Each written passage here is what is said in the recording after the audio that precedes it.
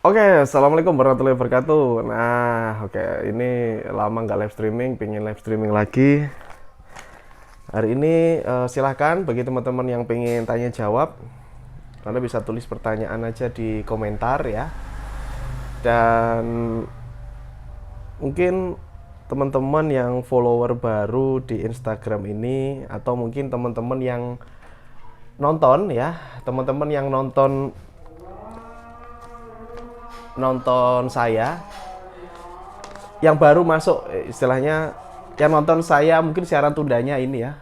Waalaikumsalam. Yang nonton siaran tundanya ini di YouTube ya. Teman-teman bisa follow Instagram saya di @yayangsundawa karena di sini saya biasa ada konten-konten pendek secara langsung dan sebagainya ya. Saya nggak terlalu secara langsung di YouTube karena entah kenapa saya pernah secara langsung di sana itu ngefek ke viewer gitu ya. Habis itu viewer saya turun drastis gitu setelah saya live streaming di sana. Halo Kak Teni, ya selamat datang. Teman-teman mungkin bisa sebutin nama kotanya dari mana. Dari nama kotanya tuliskan di komentar. Oh ya, ini Mbak Teni nanya, Mas, kalau mau ikutan X mentoring harus jadi reseller sabun nggak? Nggak harus. Nggak ada kewajiban nggak ada kewajiban jadi reseller sabun ya. Jadi reseller sabun itu ada sendiri. Reseller sabun itu sirusindo.com. Ada adminnya sendiri. X-mentoring X-mentoring itu satu admin ding. X-mentoring sama sabun satu admin. Tapi Anda tidak harus ikut yang sabun gitu. Monggo. Sorry. Nah, jadi milih pingin yang sabun atau yang X-mentoring. Halo, dari Palembang nih. Oke, maaf ya, ini tadi live-nya siang. Mungkin teman-teman nonton ini lagi aktivitas ya. Jakarta Barat. Ya, ini kesempatan nih bagi teman-teman yang mungkin, mohon maaf ya, DM-nya saya nggak bisa balas. Karena banyak banget DM. Saya belum bisa balas. Jadi teman-teman bisa tulis saja pertanyaan di sini. Oh ya, suaraku jelas nggak? Suaraku jelas nggak? Kalau jelas, tuliskan di komentar ya. Hari ini saya ada beberapa materi, satu materi sebenarnya, cuman nanti akan saya sampaikan ke teman-teman mengenai ketenangan jiwa gitu ya. Ketenangan jiwa ini penting banget. Batu Sangkar, Sumatera Barat, alhamdulillah ya. Mas, saya banyak utang riba. Saya doakan segera lunas gitu ya. Saya dulu juga terjerembab di situ ya. Kalau punya utang, apalagi yang riba, itu memang di pikiran kita itu susah untuk kreatif, mau cari uang kayak lemes gitu. Apalagi mikir tagihan gitu ya. Kita cari uang buat bayar utang, cari uang bayar utang waktu dulu itu. Tapi itu memang berat, tapi ketika sudah lunas nanti akan plong. Saya juga mengalami hal itu dulu ya. Karena itu saya setelah lunas ya udah, saya janji nggak main lagi gitu ya. Takut sama Allah, takut nanti kenapa gitu juga ya. Karena kan dosanya besar. Yang pertama, dosanya besar. Dosa riba paling kecil itu 36 kali zina gitu loh. Ini dosanya riba itu paling kecil 36 kali zina, paling kecil. Nah, gimana caranya biar nggak kena riba? Ya ada banyak strategi dalam hidup ini yang perlu kita lakukan gitu ya. Tapi yang penting berusaha untuk lunas dulu ya. Kalau punya aset, dijual dulu asetnya. Ini saya selalu pesankan itu. Oke. Ini dari Tanjung Eni, mohon bimbingan Mas Yayang. Ya silakan komentar aja pertanyaan. Mungkin saya nanti akan balas dari yang pertama. Ini saya ada materi sebenarnya yang mau saya sampaikan. Cuma lihat ini dulu ya. Ini siang soalnya, kalau malam biasanya yang nonton rame. Tapi nggak apa nih, nanti teman-teman mungkin nontonnya biasanya siaran tundanya gitu, ujuk-ujuk 1000 penonton, 2000 ya yang nonton ya. Nah, ini dari suaraku jelas nggak gitu loh, tulis dulu dong. Jelas. Oh jelas Mbak Temi ya. Mohon bimbingan Mas Yayang. Iya. Saya karyawan Mas, saya mau usaha bingung. Nah, ini dari Pejuang TAPLG. Pejuang TAPLG itu apa ya? Pejuang apa? TAPLG. Nah, jadi gini teman-teman. Kalau Anda itu masih bingung mau usaha apa? Apa? Loh, kok kopi? Oh iya, wis. Masih ya? Nah, kalau bingung mau usaha apa, caranya gampang. Caranya modal Anda berapa? Mulai dari kecil. Jadi kalau masih bingung usaha, berarti kan belum terlatih untuk usaha. Setuju ya? Jadi belum punya pengalaman yang banyak di usaha. Kalau sudah pengalaman di usaha, itu tidak akan bingung. Sama seperti bekerja. Kerja ya. Kalau Anda sudah sering kerja dari perusahaan A, perusahaan B, perusahaan C, kerja ini karyawan nih. C, D. Maka Anda tidak akan bingung lagi cari kerja. Gitu ya. Kalau di kerjaan seperti itu, tapi kalau di usaha juga begitu. Ketika Anda bingung mau usaha apa, itu artinya Anda belum terlatih di wirausaha. Ya. Karena Anda masih bingung mau usaha apa. Kalau Anda sudah sering usaha A, usaha B, usaha C, usaha D, maka Anda sudah tidak bingung lagi usaha. Anda tinggal menjalankan pola yang kemarin, begitu ya. Nah, jadi saran untuk teman-teman yang hari ini tuh masih bingung mau usaha, saran saya adalah siapkan modal yang Anda siap rugi. Siapkan modal yang Anda siap rugi, siap kalah, siap habis. Ya, contohnya nih, 200.000 atau 300.000. Itu kan berarti kan siap. Ya kalau rugi ya udah nggak apa-apa gitu ya. Ini bukan judi ya teman-teman. Bukan judi, tapi memang usaha itu berkaitan dengan ada resiko di situ. Jadi berapa yang siap Anda resikokan? Siapa yang siap Anda hilang? Siapa yang kamu siapnya rugi berapa? Nah, kalau misalkan udah disiapin nih, ya udah Mas 200.000 ya. Kamu mulai usaha yang kamu bisa. Yang kamu bisa, dimulai dari apa yang bisa dulu. Contoh, di kantor lagi ngantor, kamu melihat lagi ada peluang usaha susu kedelai. Ya, ini contoh nih. Nah, di situ kamu bisa melihat, oh ya, di kantor kayaknya ada banyak sih teman-teman yang suka gitu. Jadi kamu bisa mulai kulak susu kedelai, bawa ke kantor. Ini usaha pertama nih. Dicoba dijual di teman-teman kantor. Ya, jadi setelah Anda mengeluarkan modal yang siap untuk diresikokan, habis itu baru pasarnya. Sebenarnya nomor satu pasarnya dulu. Siapa yang akan nanti beli produk kamu gitu yang pertama. Yang kedua baru siapkan modal yang diresikokan. Ya udah mulai aja. Tuh, nanti kan pelan-pelan dari jualan susu kedelai, habis itu jualan apa. Nanti Anda jadi terlatih. Dan kalau sudah terlatih, Anda tidak akan ada pertanyaan, Mas, saya mau usaha, saya bingung, Mas. Itu tidak ada lagi, karena Anda sudah memiliki pola dan belajar dari kalau gagal, alhamdulillah juga. Kalau berhasil, alhamdulillah. Kalau gagal, alhamdulillah. Anda sudah belajar di kegagalan yang kemarin, jadi nggak masalah. Wirausaha itu mesti gagal, kalau menurut saya harus gagal. Kenapa? Kalau yang awal-awal itu kayaknya memang takdirnya memang kayak gagal gitu. Tapi sebenarnya itu memang lagi belajar. Karena tidak lengkap ilmunya di sekolahan, itu nggak lengkap wirausaha. Nggak ada bahkan. Saya pernah kuliah ya, tapi nggak lulus kuliah. Saya pernah kuliah di jurusan bisnis. Dan di situ ilmunya bisnis yang real, itu paling sekitar 5%. Ya. 95%-nya teori. Dan teori itu tidak terlalu berguna ternyata. Yang berguna adalah ketika kita praktek di lapangan. Dan itu saya hanya dapat 5%. Sangat tidak lengkap di sekolahan ya, di kuliahan tidak lengkap. Yang lengkap itu adalah belajar dari kegagalan, itu lengkap banget, Mas. Rasanya nohok banget di sini. Dan kita nggak pengen lagi ngulang kegagalan itu. Setuju ya? Ya, semoga bisa jawab nih. Jelas banget. Aduh, alhamdulillah. Terima kasih nih teman-teman dari mana aja.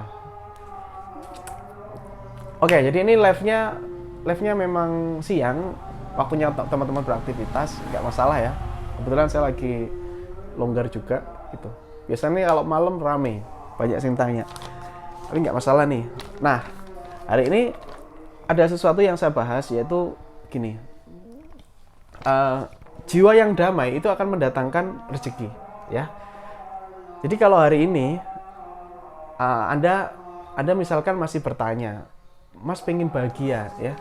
Mas, aku pengen bahagia. Pertanyaannya, apakah dengan punya uang itu Anda sudah bisa bahagia? uang itu bisa membeli apa yang kamu inginkan. Setuju ya? Uang bisa membeli apa yang kamu pengen. Tapi itu hanya akan sesaat. Contoh nih, kamu bisa beli sepeda motor baru. Misalkan kamu pengen Ninja Kawasaki Ninja. Kamu pengen nih. Akhirnya nabung, ngumpulin 50 juta. Kamu beli Ninja.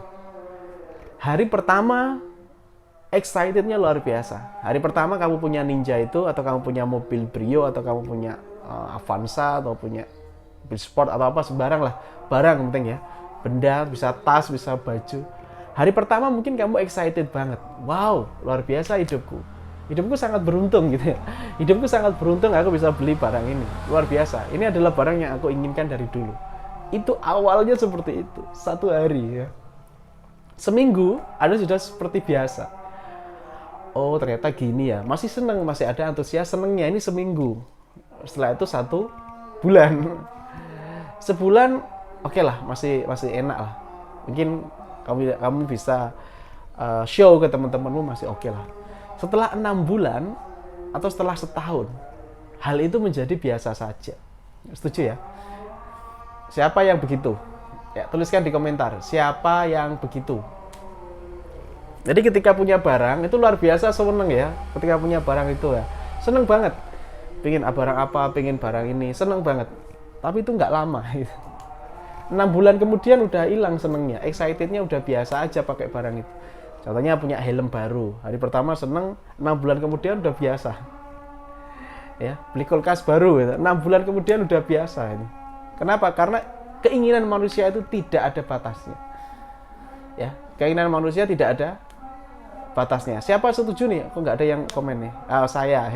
Iya betul. Karena keinginan manusia tidak ada batasnya, Pak. Kita hari ini punya ini. Setelah punya ini, lihat di YouTube ada yang baru lagi, ada yang ini lagi. Kita beli lagi.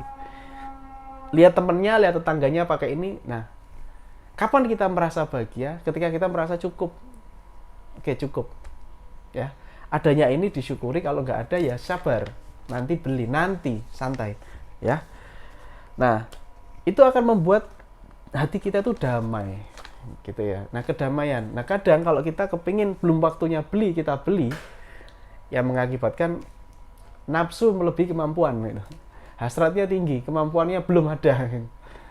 Akhirnya yo wis ngono iku uripe kemrungsung, uripe malah apa ya, hidupnya itu jadi nggak tenang gitu. Dia dikejar-kejar sama hasratnya sendiri, keinginannya sendiri. Keinginannya besar, kemampuannya kecil. Ya, keinginannya gede banget, tapi kemampuannya masih segini. Pinginnya sundul langit. Tapi kan Mas, itu kan motivasi, itu obsesi, bagus. Ya, obsesi itu bagus, tapi yang terukur, tetap yang terukur ya. Kalau nggak terukur nanti Anda akan justru stres. Dan stres tidak akan menghasilkan jiwa yang damai. Nah, sedangkan saya bilang tadi di awal adalah jiwa yang damai akan mendatangkan rezeki. Nah, bagaimana caranya damai adalah bersyukur dengan apa yang kamu punya hari ini. Kadang lupa. Terlalu melihat jauh ke depan, lupa apa yang punya hari ini. Gitu ya. Pengen punya baju branded apa, stres. Lupa kalau di lemari itu udah punya beberapa gitu. Nah, yang di lemari beberapa ini nggak enak dipakai karena kepinginnya yang itu, Mas. Ibarat makan ya, kamu makan tempe gitu ya. Kamu makan tempe, enak nggak tempe itu? Enak. Ketika pikiranmu, lidahmu, hidungmu, indramu merasakan tempe tersebut. Tapi tempe itu bisa jadi nggak enak. Ketika kamu makan tempe, pikiranmu ke daging sapi. Ketika kamu tempe, ya, pikiranmu mengarah ke daging sapi. Sehingga terjadi yang namanya perbandingan. Perbandingan itu yang mengakibatkan jadi nggak enak apa yang kamu nikmati hari itu. Nah, kembali lagi, jiwa yang damai akan mendatangkan rezeki. Nah, nanti teman-teman bisa nonton kok siaran tundanya, ini aku taruh nanti di IGTV ya. Jadi bisa nonton. Bersyukur dengan apa yang kita miliki hari ini. Nah, caranya gimana? Ketika makan tempe ya fokus ke tempe itu. Gitu loh. Fokus dulu. Bolehlah kita pengen daging, tapi hari itu yang tersedia tempe itu ya tempe itu yang kita makan. Dengan begitu kita menikmati, kita bersyukur, dengan bersyukur nikmat kita ditambah. Sudah. Begitu saja kebahagiaan. Gitu ya. Nah, bahagia yang sebenarnya menurut saya ya, dan saya alami ya, adalah ketika kita merasakan kedamaian. Bukan ketawa ketiwi luar biasa, bukan ya. Saya sering, ini saya pribadi ya, saya sering itu ketawa. Tapi hati saya kayak merasa ada yang ganjel gitu. Itu berarti saya merasa belum bahagia. Setuju ya? Itu saya pribadi. Bisa jadi saya nangis, tapi saya bahagia. Gitu ya. Nah, ini makanya tidak bisa dikorelasikan antara bahagia dan ketawa dan sedih. Susah untuk dikorelasikan di situ. Nah, saya akhirnya memberikan kesimpulan, ini saya pribadi, bahwa bahagia itu adalah ketika kita damai, peaceful. Kita merasa damai. Ya, kita merasa damai. Nah, makanya jiwa mungkin teman-teman pernah mengalami juga, teman ketawa luar biasa tapi hatimu ini tidak tenang, hatimu tidak damai, kamu ketawa. Kamu nonton film yang lucu, kamu ketawa. Luar biasa. Wah. Tapi hatimu ini nggak tenang. Maka kamu ngerasa nggak kalau kamu itu belum bahagia? Jadi ketika kamu bahagia adalah benar-benar ketika jiwa kita damai, peace. Ya, peace. Ini menurut saya. Nah, uang efek gak mas? Uang butuh nggak itu? Ya butuh lah. Itulah. Kalau uang ada kan kita hatinya lebih cepat damai gitu. Daripada kita berusaha mendamaikan tapi ternyata finansial masih minim gitu ya. Kayak gini kayaknya asik nih kalau digedein. Nah, oke. Bagaimana cara jiwa damai? Ini masih gini tak uraikan ya. Bagaimana cara agar jiwanya damai? Ya, satu adalah bersyukur dengan apa yang kita punya. Contohnya tadi, ketika adanya tempe ya kita nikmati tempe. Jangan pikiran kita mengarah ke daging. Maka kita akan tidak bisa menikmati tempe tersebut. Setuju? Nah, itu salah satunya. Ya, yang kedua ya, menurut agama masing-masing kalian bisa zikir, mendekatkan diri sama Tuhan, mendekatkan diri sama Allah Subhanahu wa taala. Itu juga banyak zikir, banyak ibadah.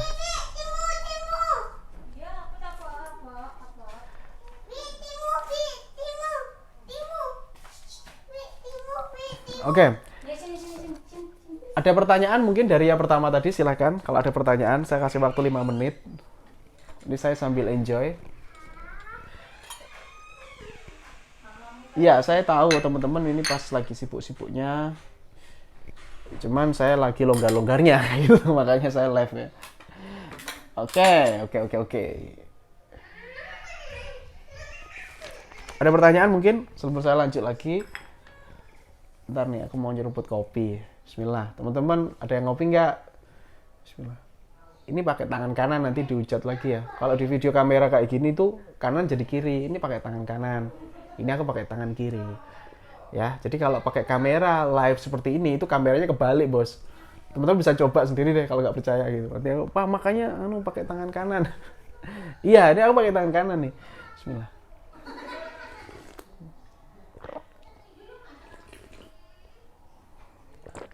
Oke, gimana cara menenangkan diri?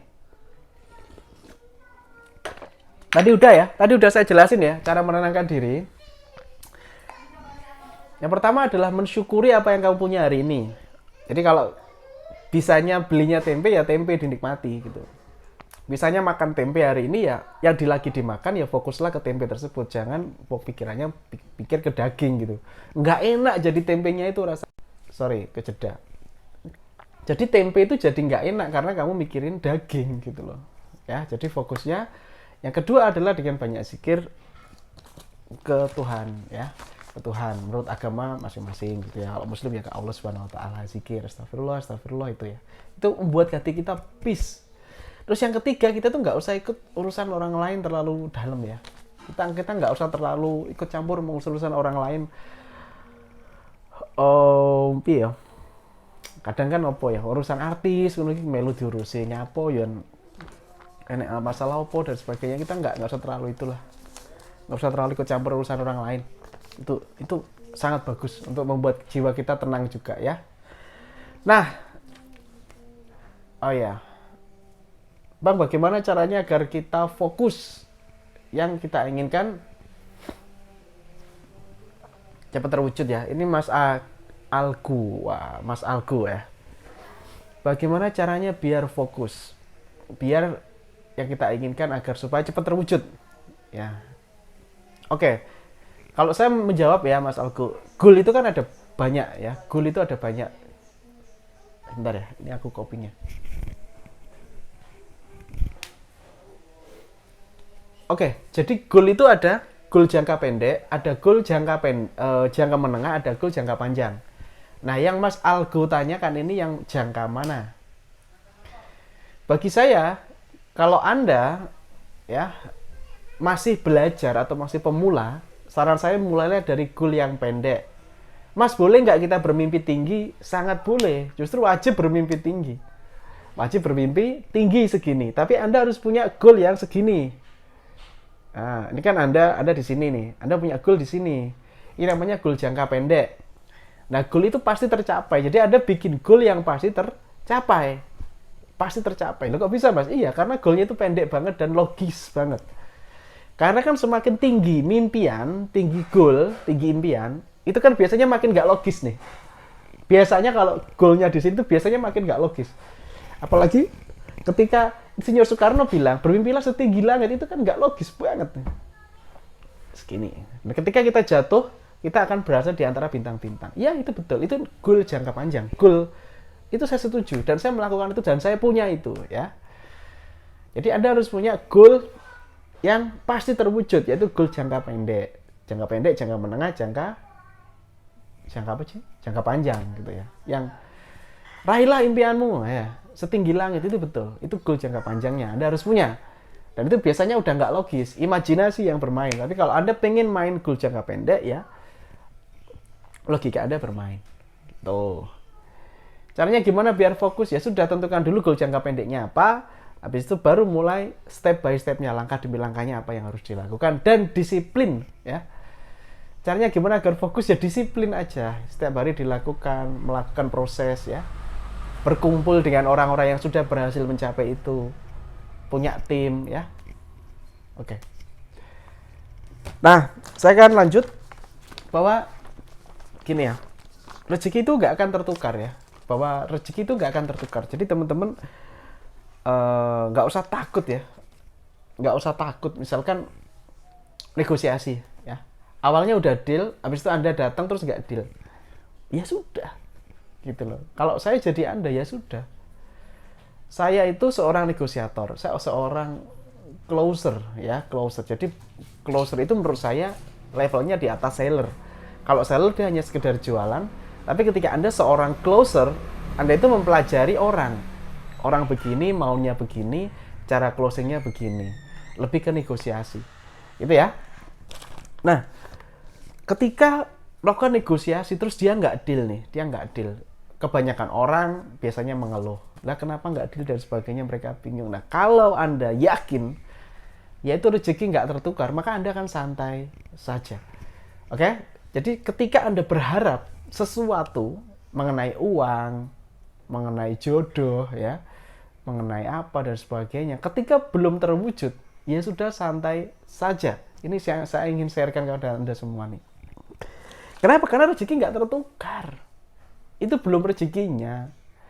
Ketika itu nanti dipaksakan, bisa jadi nanti bahaya gitu loh, maksudnya gitu. Jadi Allah itu kadang nyelamatin kita biar nggak kena bahaya. Ya itu tadi. Digagalkan closingan kita, digagalkan bisnis kita, ya sudah. Kalau kita percaya dan yakin bahwa rezeki nggak tertukar, ya sudah, selesai. Santai saja, relax. Kita cari yang lain, cari rezeki yang lain, cari klien yang lain, cari bisnis yang lain. Kalau jomblo ya, cari yang lain juga, gitu loh. Jadi santai aja, karena rezeki nggak akan tertukar. Karena saya yakin kalau itu sudah rezeki saya, dia akan ngejar saya, dia akan merapat ke saya dan dipermudah oleh Allah untuk mendapatkannya. Itu kalau udah rezeki. Setuju ya? Jadi tadi yang pertama, jiwa yang damai itu mendatangkan rezeki. Yang kedua adalah rezeki itu nggak akan tertukar. Ini prinsip saya gitu ya. Saya sharing ke Anda. Dan belum tentu sama juga dengan apa yang Anda pikirkan. Jadi apapun yang saya katakan ini tidak ada menggurui. Saya hanya share dan 100% opini atau pendapat saya atau dari pengalaman-pengalaman saya. Nah, cara yang ketiga biar rezeki itu dahsyat, rezeki itu lancar adalah berusaha mencari peluang. Gitu ya. Mencari ini dalam arti melatih kepekaan kita terhadap peluang. Contoh, ini kayaknya bagus ya. Ini aku kayaknya bisa deh bikin ini. Bikin martabak telur ini kayaknya aku bisa nih. Dia itu bisa laris banget. Kalau dia bisa, kayaknya ini aku juga mestinya bisa. Akhirnya kamu nyoba searching di YouTube bagaimana cara bikin martabak telur yang enak gitu ya. Nah, kepekaan melihat peluang. Ini perlu dilatih karena tidak semua orang itu peka bisa melihat peluang. Mereka kadang apa ya? Bukannya malas mikir, enggak ya kayaknya ya. Ya kayak istilahnya kurang peka aja. Nah, caranya peka terhadap peluang gimana? Ya Anda harus suka uang. Makanya akan bilang, boleh kok mata duitan itu. Aku bilang mata duitan itu boleh. Karena dengan mata duitan kita bisa melihat, mengkonversikan sesuatu itu bisa nggak jadi peluang. Nah, gitu loh ya.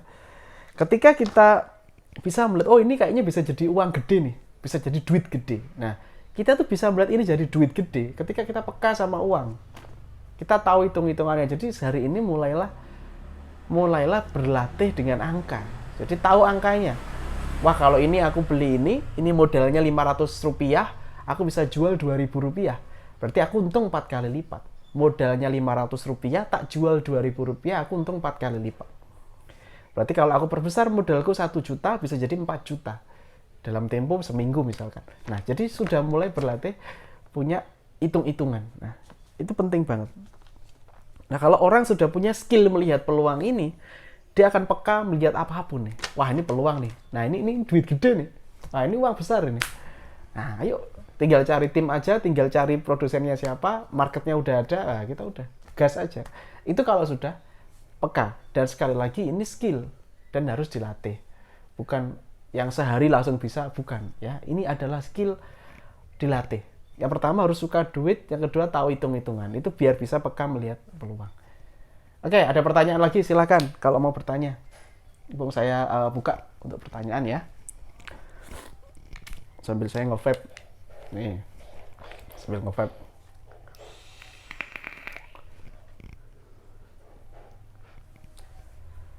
Nanti live singkat, nanti saya akan save di IG live ya. Dan nanti saya juga upload di YouTube juga ya. Bagaimana caranya kita fokus? Lah tadi udah dijawab Mas Algo. Oh iya, tadi udah dijawab. Keliru, tak scroll ke bawah. Oke, baik. Jika tidak ada pertanyaan, saya ucapkan terima kasih. Semoga tadi bermanfaat. Teman-teman nanti bisa nonton share ulangnya di IGTV. Gitu ya. Dan saya doakan rezekinya teman-teman tambah lancar, terutama nih kesehatan ya. Saya doakan teman-teman, ya Allah, semoga teman-teman saya ini semuanya sehat selalu. Ya, sehat semuanya. Yang hari ini sakit diberikan energi tambahan ya Allah, agar bisa segera sembuh ya. Keluarganya yang sakit juga disembuhkan. Terus saya doakan rezekinya juga lancar dari segala penjuru rezeki halalnya. Yang punya utang saya doakan mendapat rezeki tak disangka sehingga lunas. Dan semoga hidupnya berkah gitu ya, sisa umurnya berkah, amin ya rabbal alamin. Oke, assalamualaikum warahmatullahi wabarakatuh. Have a nice day and good luck. Salam laris manis, terima kasih.